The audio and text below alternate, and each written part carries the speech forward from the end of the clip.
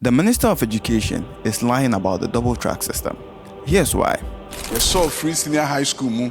The name meka mi bi kakra afa de metetete. Yesi double track. You be twem, you be guno. And I'm say we need the woka double track. Me de meka say bibi bone wo ho a me ye adwuma wum e wo America. Eno en America kura sika wo no. Omo ka say omo secondary school yedi fi emfie miensa akonan na dan ni ho. Omo ye dan omo the double track ne bae ene nkwala bebrebe timi ko school. So during an event, the Minister of Education, Dr. Yao Educhu, spoke about how when he was tasked to, he implemented the double track system according to how the American educational system had it, which is not true. That's a lie. Because the American system and the Ghanaian system are not the same. While the double track system in Ghana now is focused on fixing the issues of congestion by dividing the student population into two groups, the American double track system that they had over 100 years ago did something different. You see, during the 19th century, America was shifting from agriculture to industrialization, which means they needed more labor to support this new venture, instead of bringing in skilled labor from China and Ireland. This led to them creating a double track system for their high school, an academic track and a vocational track. The academic track was for people who intended on furthering their education and pursuing harder disciplines like science, math, and engineering. The vocational track was for people to learn skills and trades.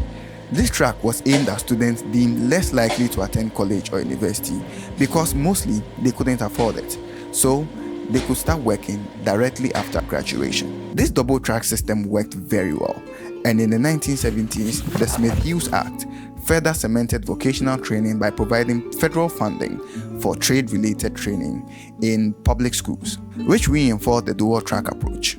But even this system had its problems. People started having issues because the double track made it so that if you did vocational track, you would end up being stuck in the lower to middle income classes. You couldn't move up and above easily. So by the mid-20th century, schools in America began to shift towards more comprehensive high schools that combined both tracks to offer a wider range of courses for all students. And now in the US, even if you didn't finish high school, you could take the GED, the General Education Development, which will qualify you to work in many fields like assistant and receptionist positions, IT specialist, real estate agent, machine operator, and so many others with greater earning potential. However, it's not the same system that we are running in Ghana currently. Our students are learning the same things even before the introduction of free SHS.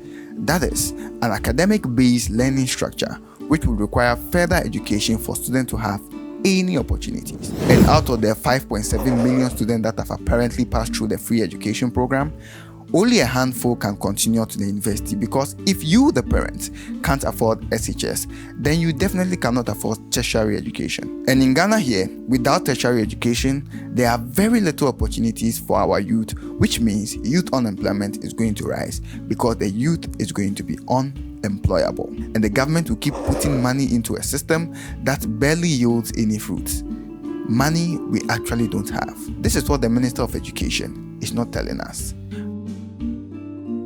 Dr. Bawumia plans to end the double track system by building more schools, but that will not solve the problem. The focus should be on skills building for national development at lower levels of education.